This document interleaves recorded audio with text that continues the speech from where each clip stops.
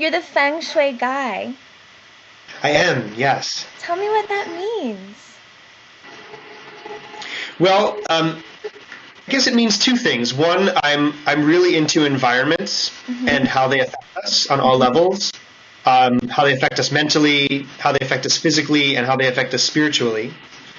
And it's really rooted in the art and science of Feng Shui, which, although it's an ancient Chinese art, it has filtered through many cultures and found its way to the United States.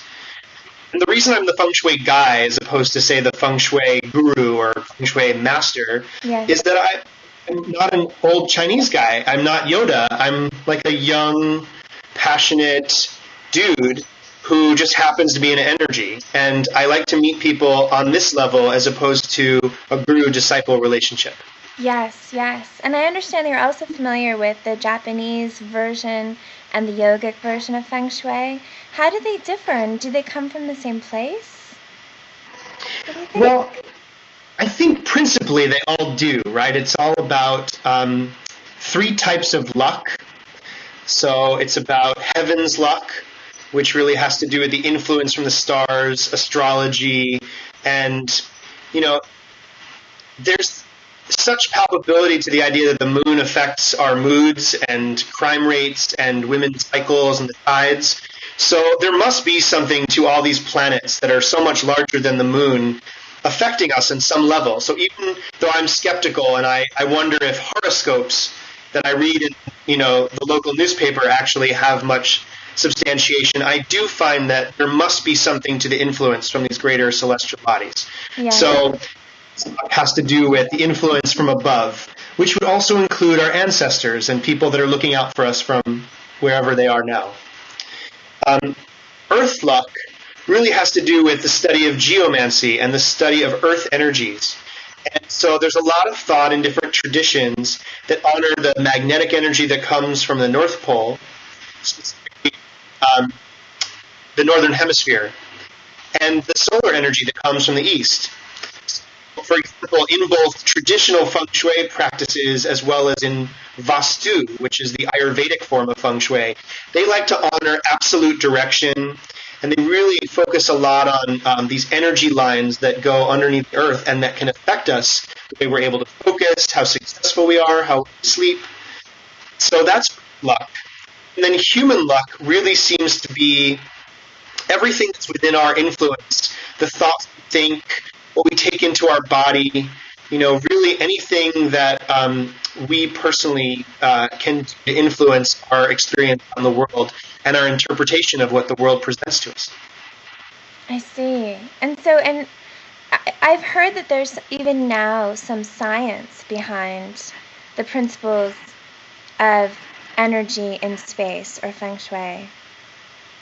Yeah, it's really wild. Neuroscience is starting to catch up to these ancient Chinese principles.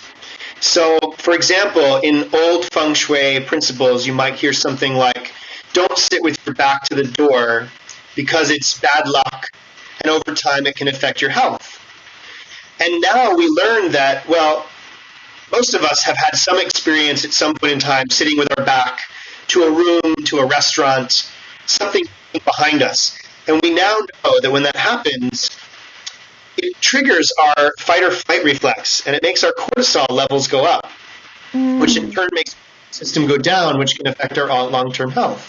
Yes. And beyond that, neuroscience is studying the way the shape of rooms affect our brains.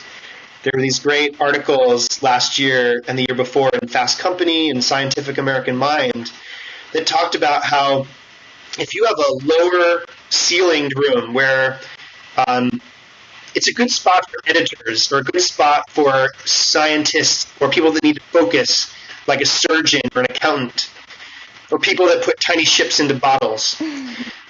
Creative artists, and you want to think beyond the limitations of these four walls.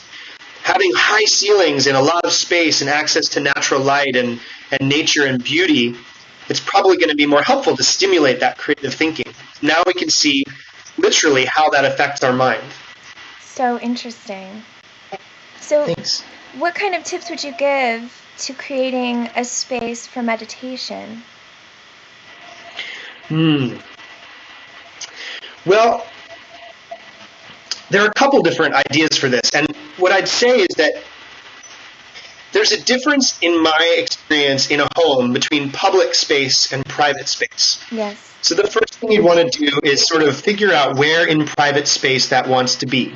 So whether you're like Harry Potter and you want to meditate under the stairs, or whether you want it to be in some section off your bedroom or turn a walk-in closet into your meditation space, that's great. If it wants to be out in nature, that's great. But just determining the space. The second thing is really not to overload too many purposes for the same space.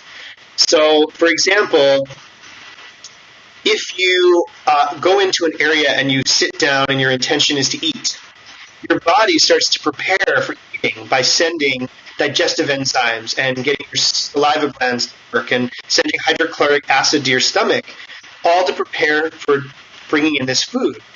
But if all of a sudden you start working at that dining room table, doing emails and paying bills and trying to do other work, your body will no longer know when it goes to that table, what is it preparing for?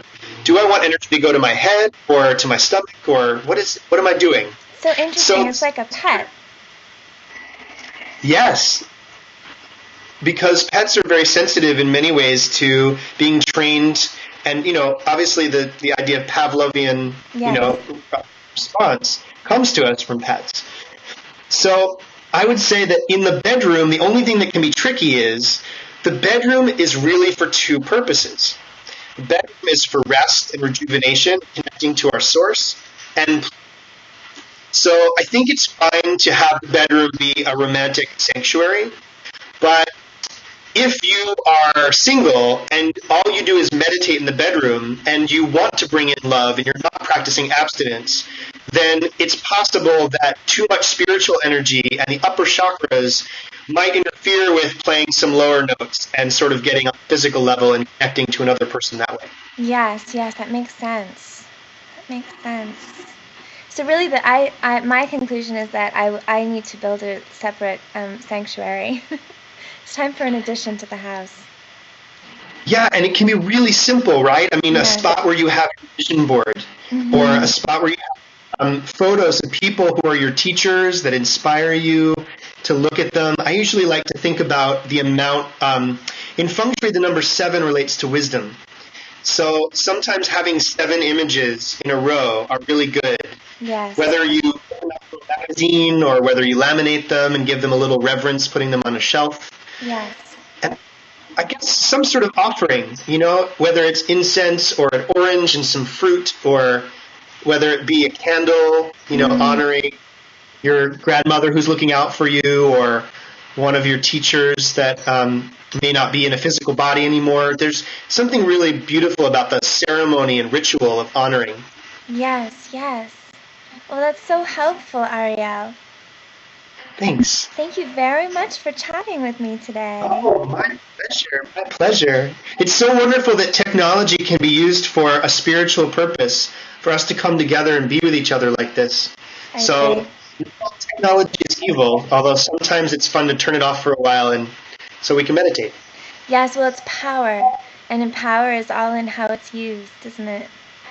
Yeah, beautifully said. Yeah, thank you, Ariel. Okay, let's. So nice to spend this time with you, Olivia. Have a beautiful day. You too. Bye.